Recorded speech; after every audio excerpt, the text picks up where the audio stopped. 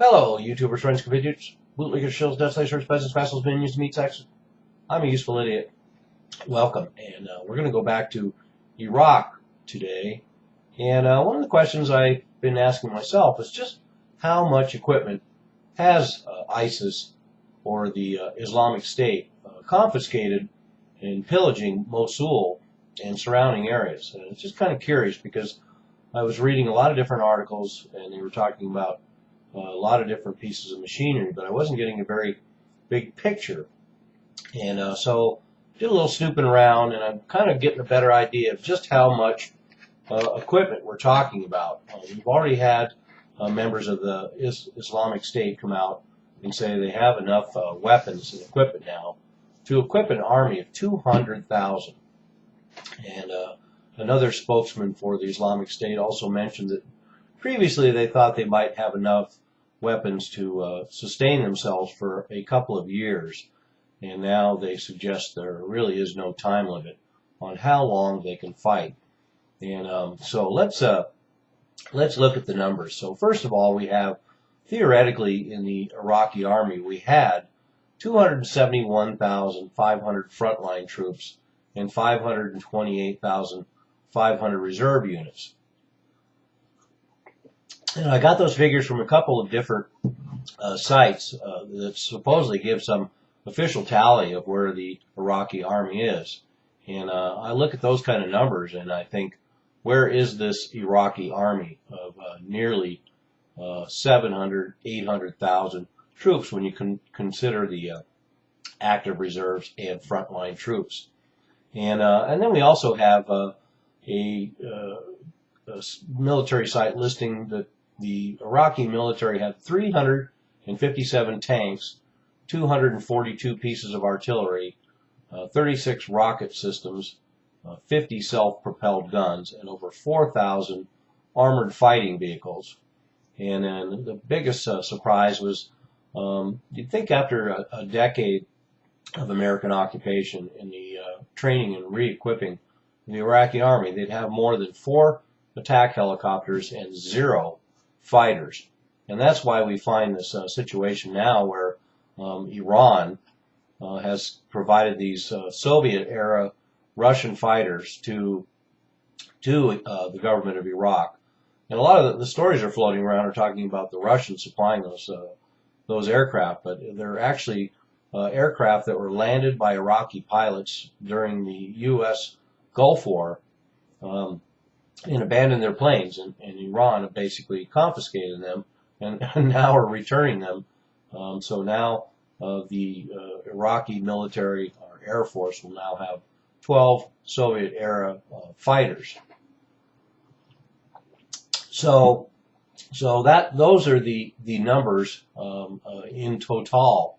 And the other thing that was interesting to me, looking at where all these weapons came from that the Iraqi army has now, it's really also rather odd the way that the United States and the Iraqi government went about getting their weapons, because first of all, they're from a whole bunch of different sources. In March 2008, Serbia did a $230 million deal for handguns, assault rifles, machine guns, and anti-tank weapons. And I guess a lot of that material was left over from the old Warsaw Pact. And then we had Hungary actually donated, in 2005, Hungary donated 77 T-72 tanks to Iraq. And once again, those are Russian Soviet tanks. And then we had Greece donated 100 armored infantry support vehicles. And they've gotten armored personnel carriers from Poland. They've gotten armored personnel carriers from Turkey.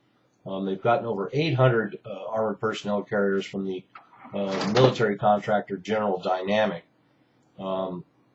They've gotten armored personnel carriers donated by Jordan. So extraordinary that we have all these donations from all these countries. 1,100 Humvees were bought from AM General, another military contractor. So we've seen obviously a great number of those Humvees are now in the hands of the Islamic State.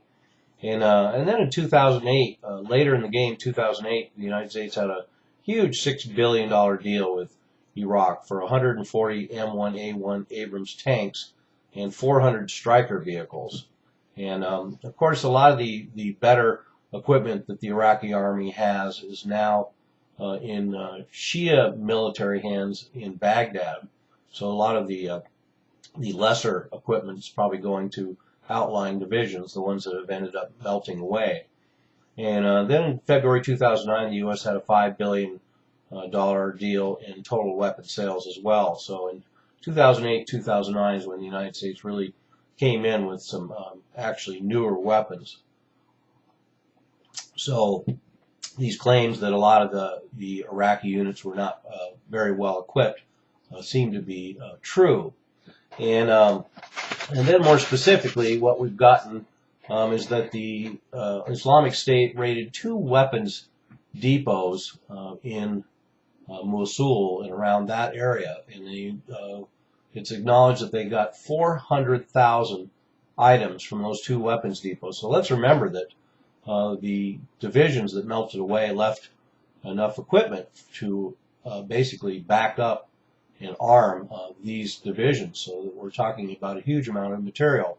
So 400,000 items is not very surprising. In fact, I would imagine the number is a little bit higher because there's going to be all the equipment stored in depots, and there's also going to be equipment in the field with Iraqi units.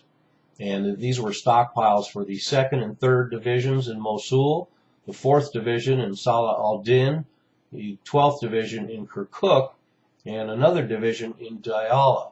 So in total, we have 5 divisions. And let's remember, the Iraqi army had 14 divisions in total. So over a third of their army melted away, and all the stockpiles of those 5 divisions are either in the hands of the Kurds or in the hands of the Islamic State. And put all together, the different items I found in all kinds of different articles, turns out we have AK-47s, we have rockets, we have rocket-propelled grenades, artillery shells, mortars, artillery pieces, ammunition, tanks, and along with AK-47s also there's M16s and heavy machine guns, and of course we've seen a whole plethora of new pickup trucks. So now we have a vast caravans of fairly late model trucks driving all over the deserts of the new caliphate.